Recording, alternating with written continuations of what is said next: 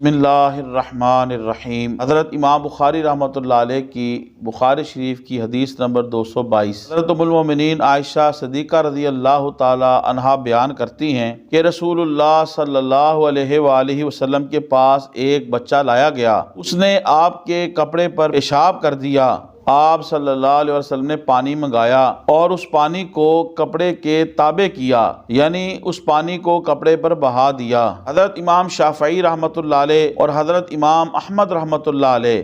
ان کے نزدیک دودھ پیتے بچے یعنی میل لڑکے دودھ پیتے چھوٹے بچے کا جو پیشاب ہے وہ اگر کپڑوں پہ پیشاب کر دے تو دھونے کی ضرورت نہیں ان کے نزدیک، بلکہ پانی چھڑک دیا جائے تو کافی ہے۔ اور اگر لڑکی یعنی چھوٹی بچی دودھ پیتی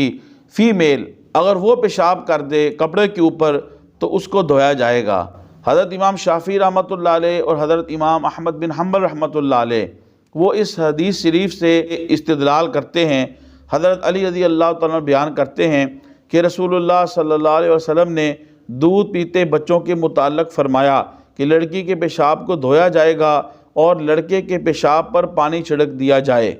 لیکن حضرت امام اعظم ابو حنیفہ رحمۃ اللہ علیہ اور حضرت امام مالک رحمۃ اللہ علیہ ان کے نزدیک دودھ پیتا بچہ ہو یا بچی ہو، وہ کھانا کھاتے ہوں یا نہیں کھاتے ہوں، وہ ایک دن کے ہوں یا 2 دن کے ہو، بہر صورت وہ اگر کپڑے کے اوپر یا کسی جگہ پہ پیشاب کر دیں تو اس کو دھونا ضروری ہے، اور اس کے پیشاب کرنے سے وہ کپڑا اور وہ جگہ جو ہے وہ نجس اور ناپاک ہو جائے گی۔ اس کی وجہ یہ ہے کہ حدیث شریف کے اندر یہ الفاظ آئے ہیں نضح نون ضاد ہے، اس کا ترجمہ حضرت امام شافعی رحمۃ اللہ علیہ اور حضرت امام احمد بن حنبل رحمۃ اللہ علیہ نے پانی کا چھڑکنا کیا ہے، اور حضرت امام الائمہ فی الحدیث امام اعظم ابو حنیفہ رحمۃ اللہ علیہ اور حضرت امام مالک رحمۃ اللہ علیہ انہوں نے اس لفظ کا ترجمہ جو ہے وہ پانی بہانا اور دھونا یہ اس سے مراد لیا ہے۔ عربی لغت کے محاوروں کو دیکھا جائے اور دیگر احادیث کے اندر دیکھا جائے جہاں پہ یہ لفظ آیا ہے نضح نون ضاد ہے تو وہاں پر اس کا معنی چھڑکنا نہیں بلکہ بہنا بہانا اور دھونا کیا گیا ہے۔ مسند ابو یعلا اور مسند امام احمد کی روایت ہے، مفہوم یہ ہے کہ ایک شخص مسافر پیارے رسول صلی اللہ علیہ وسلم کے وصال مبارک کے بعد مدینہ شریف آیا۔ سیدنا عمر بن خطاب رضی اللہ تعالی عنہ نے اسے دیکھا تو آپ نے اسے پوچھا، اس نے کہا میں مسافر ہوں، تو آپ نے اسے پوچھا کہاں سے آئے ہو؟ اس نے کہا میں عمان سے آیا ہوں۔ حضرت سیدنا عمر بن خطاب رضی اللہ تعالی عنہ نے اس مسافر کو پکڑا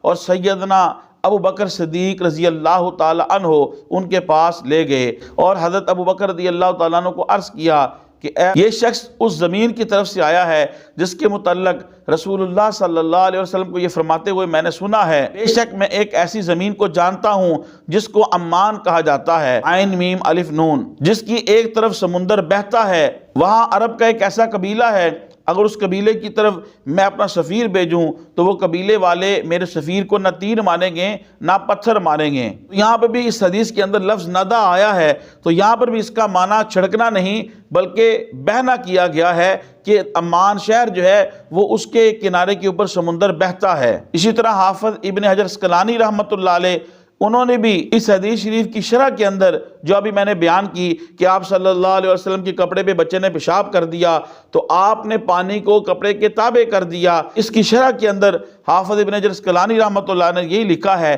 کہ یعنی رسول اللہ صلی اللہ علیہ وسلم نے پیشاب آلودہ کپڑے پر پانی بہایا۔ اسی طرح حضرت مقداد رضی اللہ تعالیٰ عنہ کی وہ حدیث پاک جس میں حضرت علی رضی اللہ تعالیٰ عنہ نے حضرت مقداد سے کہا کہ حضور سے مسئلہ پوچھو، اور مزی کے بارے مسئلہ پوچھا گیا تو اس میں بھی رسول اللہ صلی اللہ علیہ وسلم نے جو لفظ ارشاد فرمائے نضح تو اس کا معنی جو ہے وہ بہانہ کیا گیا ہے، یعنی شرمگاہ کو بھی دھو لو اور جس جگہ کے اوپر مزی کے قطرات لگ گئے ہیں اس کپڑے کے حصے کو بھی دھو۔ مسند امام احمد کی روایت ہے، حضرت عائشہ رضی اللہ تعالیٰ عنہ بیان کرتی ہیں کہ رسول اللہ صلی اللہ علیہ وسلم کے پاس بچے لائے جاتے، آپ ان کے لیے دعائے خیر کرتے۔ آپ کے پاس ایک بچہ لایا گیا، اس نے آپ پر پیشاب کر دیا تو رسول اللہ صلی اللہ علیہ وسلم نے فرمایا اس پر خوب پانی بہاؤ۔ اسی طرح سنن دارقطنی کی روایت ہے کہ پیارے نبی صلی اللہ علیہ وسلم نے فرمایا پیشاب سے بچو کیونکہ عام عذاب قبر اسی سے ہوتا ہے۔ اس حدیث کا عموم اور اطلاق بھی یہ خبر دیتا ہے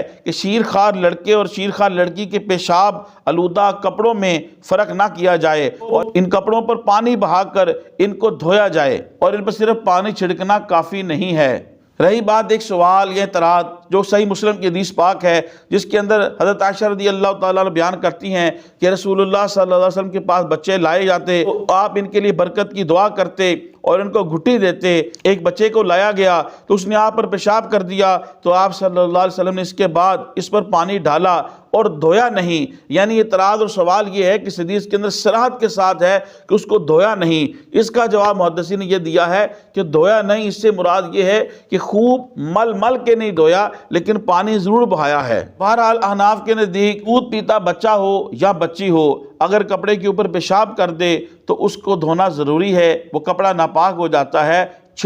پانی چھڑکنا کافی نہیں ہے۔ محترم خواتین و حضرات، حدیث شریف کے اس درس کو زیادہ سے زیادہ لوگوں تک پہنچانے کے لیے میری اس ویڈیو کو زیادہ سے زیادہ شیئر کریں۔ اللہ پاک آپ کو جزائے خیر دے۔ السلام علیکم ورحمۃ اللہ وبرکاتہ۔